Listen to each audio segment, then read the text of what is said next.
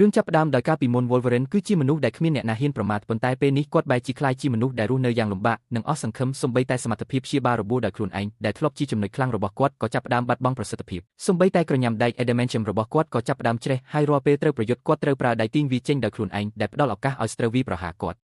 ពួកក្មេងទំនើងម្នាក់បានបាញ់គាត់ឲ្យដួលហើយបន្តរុះរើកង់រថយន្តរបស់គាត់ដោយគិតថាគាត់គ្មានសមត្ថភាពតស៊ូទៀតហើយប៉ុន្តែពួកគេមិនដឹងថាទោះ Wolverine ចាស់និងទន់ខ្សោយក៏ដោយក៏គាត់នៅតែមានកម្លាំងគ្រប់គ្រាន់ដើម្បីប្រយុទ្ធទង្វើរបស់ពួកគេបានធ្វើឲ្យគាត់ខឹងយ៉ាងខ្លាំងហើយក្នុងរយៈពេលដ៏ខ្លីគាត់ក៏កម្ចាត់ពួកគេទាំងអស់បច្ចុប្បន្ន Wolverine មានអាយុរហូតដល់197ឆ្នាំមិនត្រឹមតែភ្នែករបស់គាត់ចុះខ្សោយទេសូម្បីតែការដើរក៏ពិបាកហើយគាត់ដើរខ្វិនដើម្បីរកប្រាក់ចិញ្ចឹមជីវិតគាត់ត្រូវធ្វើជាអ្នកបើករថយន្តដឹកអ្នកដំណើរជីវិតរបស់គាត់ក៏កាន់តែលំបាកព្រោះគាត់ត្រូវមើលថែ Professor X ដែលពីការដេកនៅលើទេះរុញមនុស្សដែលធ្លាប់ជាខួរក្បាលដ៏អស្ចារ្យនិងអាចទីទុកជាមុនបានគឺឥឡូវនេះកំពុងទទួលរងជំងឺវង្វេងវ័យចំណាស់គាត់មិនអាចធ្វើចលនាដោយខ្លួនឯងបានទេហើយសូម្បីតែចូលបន្ទប់ទឹកក៏ត្រូវការ Wolverine ជួយរាល់ថ្ងៃ Professor X ត្រូវលេបថ្នាំស្ងប់ស្ងាត់ជាច្រើនព្រោះប្រសិនបើគាត់បាត់បង់ការគ្រប់គ្រងនោះរលកខួរក្បាលដ៏ខ្លាំងរបស់គាត់អាចវាយប្រហារមនុស្សគ្រប់គ្នាក្នុងចម្ងាយជាច្រើនគីឡូម៉ែត្រដោយសារហេតុនេះក្រុម X-Men ក៏ធ្លាប់ជួបគ្រោះមហន្តរាយហើយសមាជិកភាគច្រើនបានស្លាប់ពេលនេះនៅសល់តែ Professor X និង Wolverine ដែលពឹងផ្អែកលើគ្នាទៅវិញទៅមកអស់រយៈពេលជាច្រើនទសវត្សរ៍មកហើយមិនមានមនុស្សផ្លាស់ប្ដូរហ្វេនជំនាន់ថ្មីកើតឡើងទៀតទេអ្នកដែលនៅរស់រានមានជីវិតក៏ត្រូវលាក់អត្តសញ្ញាណនិងមិនហ៊ានបង្ហាញសមត្ថភាពពិសេសរបស់ខ្លួនឡើយដោយមិនដឹងថាចាប់ពីពេលណា Wolverine តែងតែរក្សាទុកគ្រាប់កាំភ្លើងធ្វើពី Adamantium មួយគ្រាប់នៅក្នុងហោប៉ៅគាត់មិនដែលទទួលស្គាល់ដោយផ្ទាល់ទេប៉ុន្តែ Caliban ដឹងថាគ្រាប់កាំភ្លើងនេះគឺជាអាវុធដែល Wolverine ទុកសម្រាប់បញ្ចប់ជីវិតខ្លួនឯងថ្ងៃមួយ Wolverine ទទួលបានការងារដឹកអ្នកដំណើរមួយប៉ុន្តែពេលទៅដល់ទីតាំងគាត់បានរកឃើញថាមនុស្សដែលបានហៅគាត់គឺជាស្ត្រីម្នាក់ដែលធ្លាប់មករកគាត់កាលពីមួយថ្ងៃមុននាងសុំឲ្យ Wolverine ជួយដឹកកូនស្រីរបស់នាងទៅកាន់កន្លែងសុវត្ថិភាពហើយថែមទាំងផ្ដល់ប្រាក់រង្វាន់ដល់គាត់រហូតដល់$2,000ដោយសារគាត់កំពុងខ្វះខាតលុយគាត់បានគិតយ៉ាងយូរហើយចុងក្រោយក៏យល់ព្រមប៉ុន្តែពេលដល់ថ្ងៃណាត់ជួប Wolverine ទៅទទួលម្ដាយនិងកូនគាត់បែរជារកឃើញថាស្ត្រីនោះត្រូវបានគេសម្លាប់យ៉ាងសាហាវហើយកូនស្រីរបស់នាងក៏បាត់ខ្លួន Wolverine ដឹងភ្លាមថាខ្លួនក៏ប្រហែលជាត្រូវគេតាមដានដែរដូច្នេះគាត់ប្រញាប់ត្រឡប់ទៅកន្លែងស្នាក់នៅដើម្បីការពារ Professor X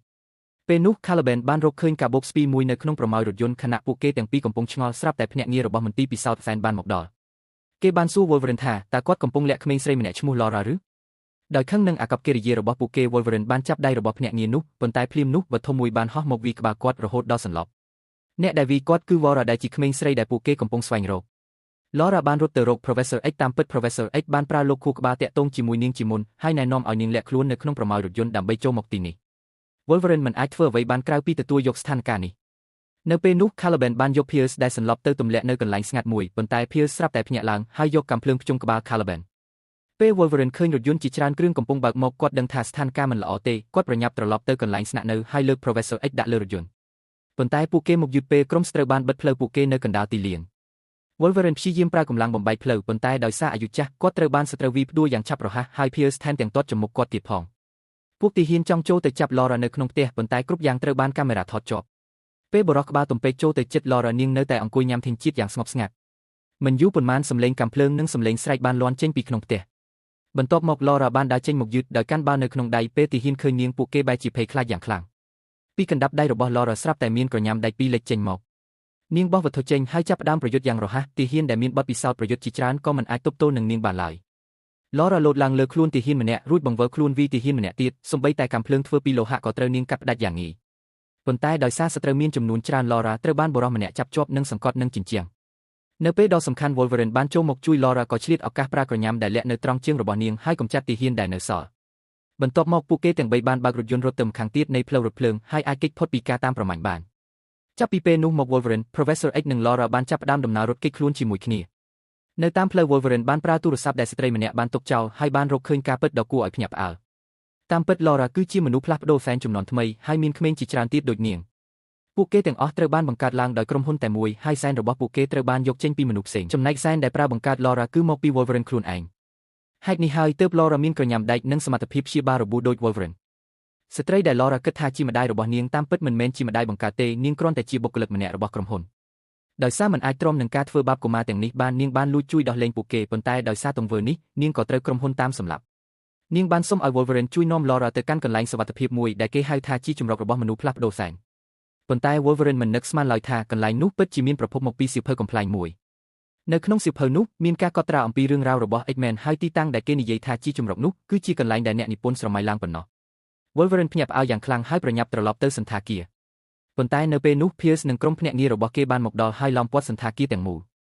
Wolverine ព្យាយាមលួចចូលទៅខាងក្នុងប៉ុន្តែភ្លាមនោះ Professor X បានប្រើលោកខួរក្បាលរបស់គាត់មនុស្សនៅជុំវិញទាំងអស់ត្រូវបានធ្វើឲ្យជាប់គាំងមិនអាចផ្លាស់ទីបានមានតែ Wolverine ប៉ុណ្ណោះដែលអាចដើរទៅមុខបានយ៉ាងលំបាកពេលគាត់ទៅដល់បន្ទប់របស់ Professor X គាត់ឃើញថា Professor ត្រូវបានភ្នាក់ងារជាច្រើនឡោមព័ទ្ធ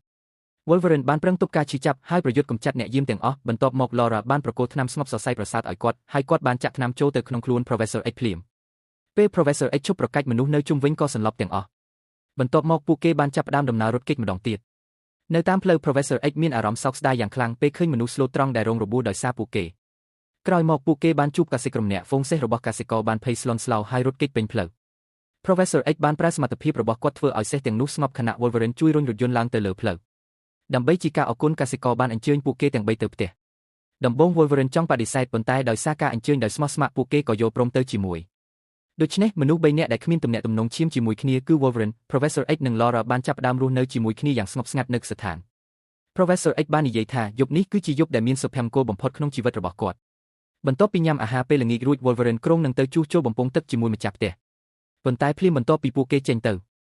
រឿងអាក្រក់មួយបានចាប់ផ្ដើមកើតឡើងបុរសអាប់កំបាំងម្នាក់ស្រាប់តែបង្ហាញខ្លួនសាស្ត្រាចារ្យគិតថាវាគឺជា Logan ដែលបានរស់ឡើងវិញប៉ុន្តែមិននឹកស្មានថាបុរសនោះបែរជាចាក់កាំបិតចូលទ្រូងរបស់គាត់ភ្លាមអ្នកដែលមកវាយប្រហារនោះគឺជាម៉ាស៊ីនសម្លាប់ដែលវិទ្យាស្ថានស្រាវជ្រាវបានបញ្ជូនមកពេល Laura ឃើញដូច្នោះនាងបានលោតចូលទៅវាយប្រហារភ្លាមប៉ុន្តែដោយសារកម្លាំងនិងទំហំខុសគ្នាខ្លាំងនាងត្រូវបានបុរសនោះចាប់បានហើយបោះទៅបុកជញ្ជាំងនៅពេលនោះក្មេងប្រុសម្នាក់បានយកដំបង baseball វីទៅលើបុរសចម្លែកប៉ុន្តែសមត្ថភាពព្យាបាលខ្លួនឯងរបស់គេគឺខ្លាំងជាង Logan ទៅទៀតមិនយូរប៉ុន្មានគេបានសម្លាប់គ្រួសាររបស់ម្ចាស់កសិដ្ឋានទាំងមូលពេល Logan មកដល់គាត់បានឃើញមនុស្សម្នាក់ដែលមានរូបរាងដូចខ្លួនឯងស្ទើរតែទាំងស្រុងហើយភ្ញាក់ផ្អើលយ៉ាងខ្លាំងគាត់មិនមានពេលគិតច្រើនទេព្រោះ Laura ត្រូវបានចាប់ខ្លួនដូច្នេះ Logan ប្រញាប់រត់ឡើងទៅលើដើម្បីពិនិត្យមើលសាស្ត្រាចារ្យប៉ុន្តែពេលគាត់ឃើញសាស្ត្រាចារ្យដេកលើគ្រែដោយស្ថិតក្នុងស្ថានភាពជិតស្លាប់ Logan ប្រឹងសង្កត់មុខរបួសរបស់គាត់ខណៈពេលសោកស្ដាយយ៉ាងខ្លាំងហើយនិយាយថាគាត់មិនគួរចាកចេញពីទីនេះឡើយបន្ទាប់មក Logan បានលើកសាស្ត្រាចារ្យដាក់ក្នុងរថយន្តប៉ុន្តែត្រឹមតែប៉ុន្មាននាទីសាស្ត្រាចារ្យក៏បានស្លាប់ជារៀងរហូតដោយមានស្នាមញញឹមនៅលើមុខពេលនេះ Logan ខឹងយ៉ាងខ្លាំងគាត់បានសម្រុកទៅរកឃាតករដោយមិនគិតពីជីវិតខ្លួនឯងកំហឹងនឹងការសងសឹកបានបិទបាំងការគិតរបស់គាត់ទោះបី Logan វាយប្រហារយ៉ាងខ្លាំងក៏ដោយបុរសនោះគឺដូចជា Logan នៅពេលដែលគាត់នៅកំពូលសមត្ថភាពគេមិនត្រឹមតែមានសមត្ថភាពព្យាបាលខ្លួនឯងខ្លាំងជាងប៉ុណ្ណោះទេប៉ុន្តែទាំងល្បឿនកម្លាំងនិងជំនាញប្រយុទ្ធក៏ខ្លាំងជាង Logan យ៉ាងច្រើនដូច្នេះ Logan ចាប់ផ្ដើមចាញ់ហើយត្រូវវាយរហូតថយក្រោយនៅទីបំផុតដៃរបស់គាត់ត្រូវបានចាក់ធ្លុះហើយគេបានបោះគាត់ទៅលើកង់រថយន្តនៅពេលដែលបុរសចម្លែកកំពុងត្រៀមសម្លាប់ Logan ឲ្យដាច់ខាតម្ចាស់កសិដ្ឋានស្រាប់តែបើករថយន្តបុកគេពីក្រោយទៅនឹងរបងដែកបន្ទាប់មកគាត់បានបាញ់កាំភ្លើងជាច្រើនគ្រាប់ដើម្បីសងសឹកឲ្យប្រពន្ធនិងកូនរបស់គាត់ប៉ុន្តែនៅពេលកសិករកំពុងត្រៀមប្រើវិធីដូចគ្នាដើម្បីសម្លាប់ Logan រាងកាយរបស់គាត់ក៏អស់កម្លាំងហើយដួលស្លាប់ទៅ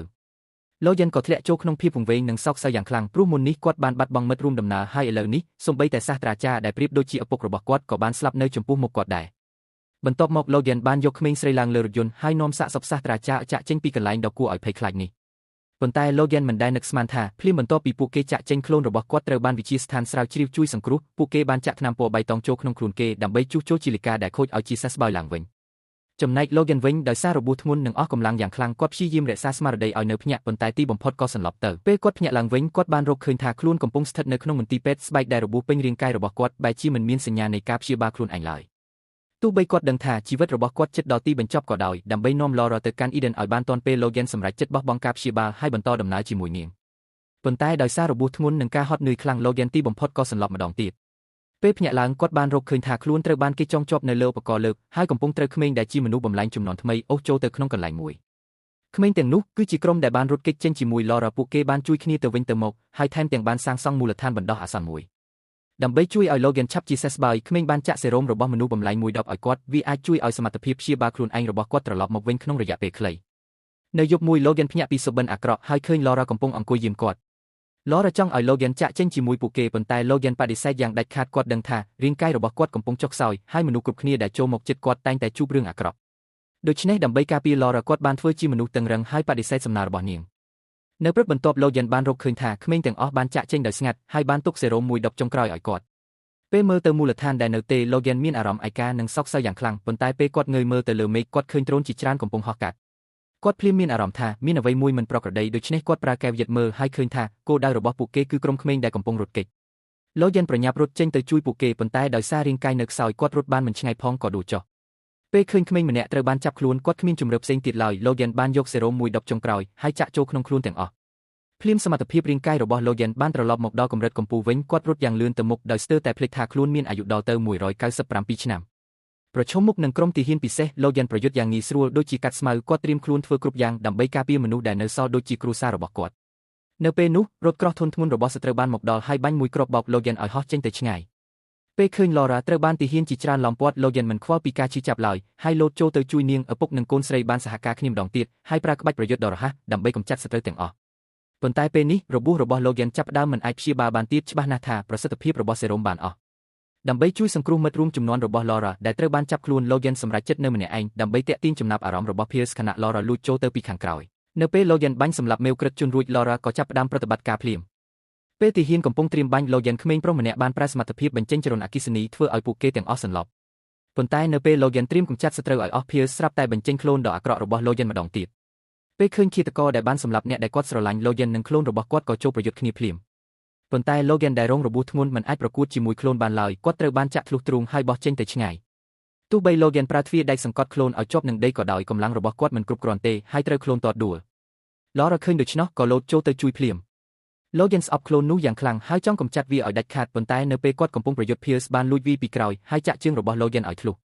Pierce បានចងជើងលោកយ៉ាន់ជាប់នឹងរថយន្តប៉ុន្តែក្មេងដែលជាមនុស្សបំលែងនឹងត្រូវបានចាប់ខ្លួនក៏បានរួចផុតពីការគ្រប់គ្រងហើយចាប់ផ្ដើមប្រើសមត្ថភាពពិសេសរាប់មិនអស់របស់ពួកគេដើម្បីកម្ចាត់ Pierce ចំណែកក្មេងប្រុសម្នាក់បានប្រើអំណាចរបស់ខ្លួនលើករថយន្តធុនធ្ងន់ពីខាងក្រោយហើយបោះវាទៅលើមនុស្សបំលែងម្នាក់លោកយ៉ាន់ដឹងថាវាអាចទប់ស្កាត់សត្រូវបានត្រឹមមួយរយៈប៉ុណ្ណោះដូច្នេះគាត់ប្រាប់ក្មេងឲ្យរត់ចេញជាមុនខណៈខ្លួននៅសល់ដើម្បីទប់សត្រូវប៉ុន្តែពេលគាត់ងាកមកវិញខ្លួនក៏សម្រុកចូលមកវាចាក់ដៃរបស់លោកយ៉ាន់ឲ្យជាប់នឹងឈើហើយចាប់ផ្ដើមវាប្រហារយ៉ាងសាហាវនៅពេលខ្លួនកំពុងត្រៀមបញ្ចប់ជីវិតលោកយ៉ាន់ស្រាប់តែមានសម្លេងកាំភ្លើងមួយគ្រាប់លាន់ឡើង Laura បានប្រើគ្រាប់កាំភ្លើង Adamantium ពិសេសបាញ់ចំក្បាលខ្លួនការប្រយុទ្ធបានបញ្ចប់ប៉ុន្តែលោកយ៉ាន់ក៏ស្ថិតក្នុងស្ថានភាពជិតស្លាប់ដែរសមត្ថភាពព្យាបាលខ្លួនឯងរបស់គាត់មិនអាចទប់ទល់នឹងរបួសធ្ងន់ធ្ងរបែបនេះបានទៀតឡើយនៅទីបំផុតលោកយ៉ាន់ហៅឈ្មោះ Laura យ៉ាងខ្សោយហើយប្រាប់នាងថាកុំឲ្យខ្លាចជាមនុស្សអាក្រក់តាមអ្វីដែលមនុស្សអាក្រក់ចង់ឲ្យនាងខ្លាចពេលមើលបុរសដែលបានលះបង់ជីវិតដើម្បីការពារខ្លួន Laura ទីបំផុតបានទទួលស្គាល់ថាលោកយ៉ាន់គឺជាឪពុករបស់នាងប្រហែលនេះជាពាក្យដ៏ស្រស់ស្អាតបំផុតដែលលោកយ៉ាន់បាននៅក្នុងជីវិតរបស់គាត់នៅចុងបញ្ចប់នៃរឿងពួកគេបានបញ្ចុះសពលោកយ៉ាន់បន្ទាប់មក Laura បានបង្វិលឈើឆ្កាំងឲ្យដេកផ្ដេកបង្កើតជារូបរាងអក្សរ X ដែលជានិមិត្តសញ្ញាតំណាងឲ្យការចងចាំនិងការគោរពចំពោះជំនាន់មនុស្សបំលែងចាស់